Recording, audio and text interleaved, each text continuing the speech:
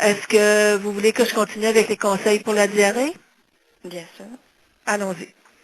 Alors, au niveau des conseils pour la diarrhée, c'est souvent, on est juste à modifier notre alimentation.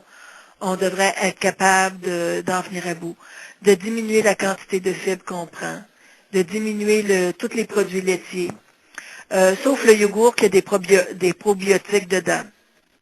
Les petits yogourts Yoplait ou Danone qui ont des probiotiques, on s'est aperçu que ça avait un effet favorable au niveau de la diarrhée. Ça rééquilibre la flore aussi à l'intérieur de l'intestin. Mais il ne faut pas juste manger ça, par exemple. On va conseiller aussi de diminuer le café, le thé, l'alcool, parce que le thé et l'alcool, ça a une tendance à déshydrater un petit peu. Même le thé vert? Même le thé vert, oui. C'est souvent, on dit, ah mon Dieu, j'ai pris un café, il faut que j'aille aux toilettes tout de suite, parce que j'ai beaucoup, ça nous donne envie plus d'uriner, ou la même chose pour le thé, là. Mais on a le droit de prendre 1 à 2 cafés ou 1 à 2 thés par jour, il n'y a pas de problème.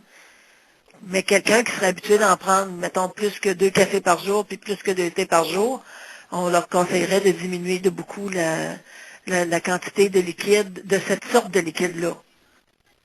Ça va? Oui. Ensuite de ça, si on a de la diarrhée, on va vous conseiller d'éviter le gras aussi. D'éviter tout ce qui est épicé. Le sucre aussi, j'ai entendu dire que probablement que ça avait un effet aussi au niveau de la diarrhée. D'éviter aussi les aliments qui vont donner des gaz beaucoup. L'oignon, le chou, les fèves. Euh, on va vous conseiller de prendre des suppléments alimentaires, genre Ensure ou Boost, qui sont plus facilement absorbables par l'intestin. Les vitamines, tout ça, les protéines vont mieux être absorbées par l'intestin à ce moment-là. Donc, moins de fatigue et de perte d'énergie à cause de la diarrhée. Il y a certaines gommes ou bonbons qui contiennent du sorbitol. Ça aussi, en cas de diarrhée, ça va être à éviter. L'important avec la diarrhée, c'est qu'il faut boire beaucoup. Plus que vous allez boire, plus que vous allez être capable d'éliminer le problème de diarrhée. OK?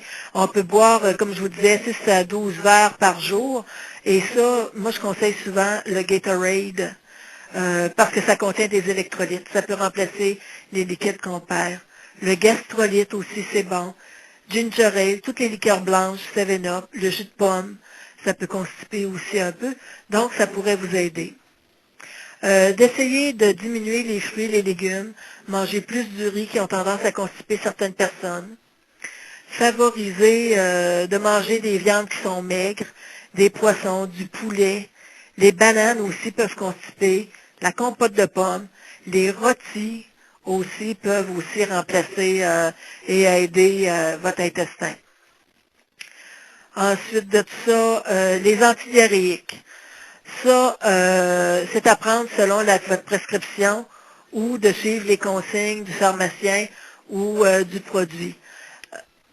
Habituellement, on va essayer avec les moyens plus à notre portée, là, avant les antidiarrhéiques. De toute façon, on suggère qu'ils soient prescrits si vous avez ces problèmes-là.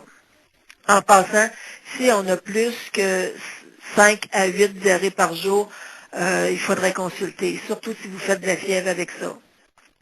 On peut consulter notre médecin de famille, notre hématologue.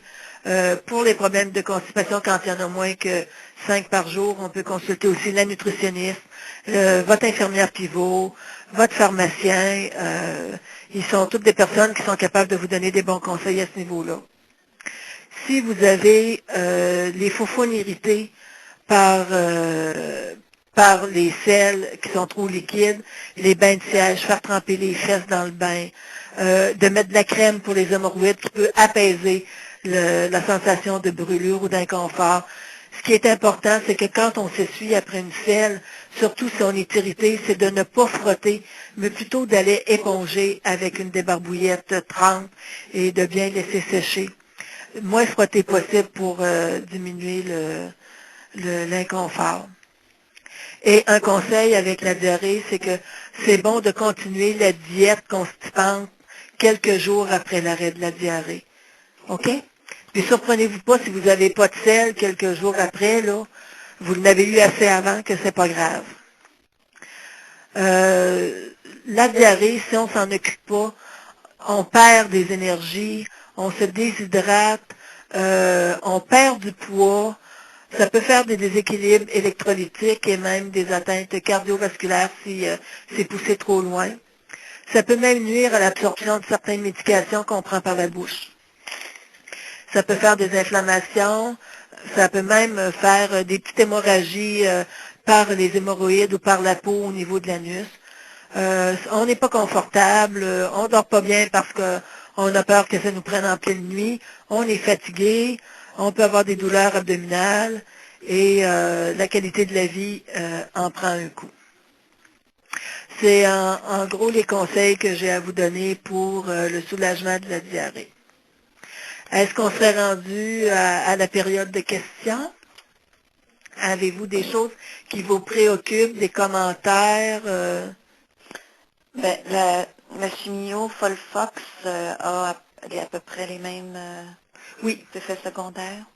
je vais vous dire que toutes les chimiothérapies peuvent avoir ces effets secondaires-là, soit de constipation ou de diarrhée. Mais ce n'est pas notre principal symptôme avec la chimio. Le principal symptôme, c'est la fatigue, qui est associée à la chimiothérapie, qui peut durer de quelques jours à une semaine ou ça peut être variable. Mais c'est des choses qui peuvent arriver. Pas qui vont arriver sûr et certain, là, mais qui peuvent arriver. C'est important d'en parler à un thématologue dans ce temps-là. On peut ajuster les doses de médicaments pour rendre la vie un petit peu plus rose, là. Ouais.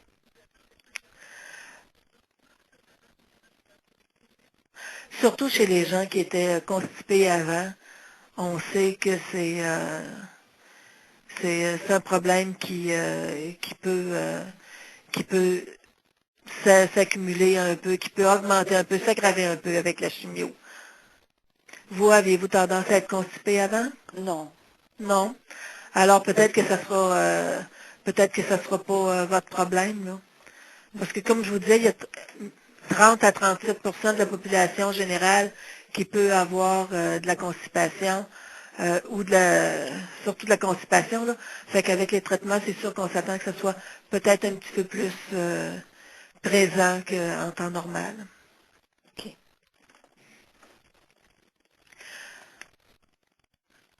Est-ce qu'il y a des commentaires, d'autres questions?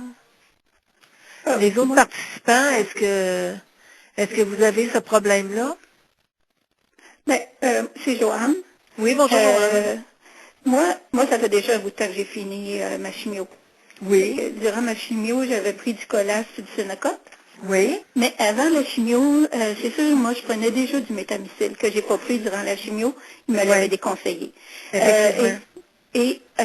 Moi, je me demandais, qu'est-ce qui est mieux après? Ben là, je suis retournée au métamycile, mais est-ce que j'aurais pu continuer avec le Colas et le Sénécote? Est-ce que ça serait mieux? Le Colas, il n'y a aucune accoutumance sur l'intestin. C'est Ok. quand même quelque chose qui est doux, qui est naturel et qu'on peut se permettre de modifier la dose comme au besoin. Mhm. Si vos intestins fonctionnent très bien, on peut diminuer la quantité. Si ça ne fonctionne pas, on peut l'augmenter. C'est plus facile de Ok. pouvoir ajuster les doses et c'est sans danger pour votre intestin. Le Sénocote, lui, il a pour but de faire augmenter les contractions pour aider à vidanger les selles. Même, je vais vous dire que souvent, juste le Colas, c'est suffisant. Ok. Le métamycine, l'intestin peut s'habituer un peu. Ok. Est-ce que le métamycile peut donner beaucoup de gaz? Oui. Je trouve que j'ai beaucoup de gaz. Oui, le métamycile peut donner des gaz, effectivement. Des flatulences, des ballonnements. Oui, ça peut arriver. Surtout si vous ne buvez pas beaucoup. Mhm. Mhm. Non, je bois quand même assez, mais c'est ça, je trouve que depuis que j'ai recommencé, là, j'ai des gaz, puis c'est beaucoup, c'est dérangeant. OK. Fait que je pourrais continuer avec le Colas, puis Ah, il n'y a pas de en problème, le Colas, on Hmm. peut prendre ça à vie sans problème. Parfait. Puis le nouveau produit qui est sorti aussi, soit le Restolax ou le Laxodé, Ça, c'est bon aussi, mais il faut pas l'utiliser tout le temps. OK. Il ne faut pas le prendre plus qu'une semaine d'affilée. Fait que je pense que le meilleur ami, ça reste le Colas et le Sénocote. OK. Ouais. D'accord. Le Restolac, ça, on le prend quand on a des problèmes supplémentaires, qu'on prend déjà le Colac. Je parle pendant la chimio, là. Ben, si le Colas n'est pas suffisant, on Mhm. peut prendre le Relax D ou le Restolax, un ou l'autre. Là, c'est exactement la même chose, sauf que c'est deux compagnies différentes. On peut le prendre aussi en même temps que le Colas sans problème. Parfait. Bon, pour le moment, oui.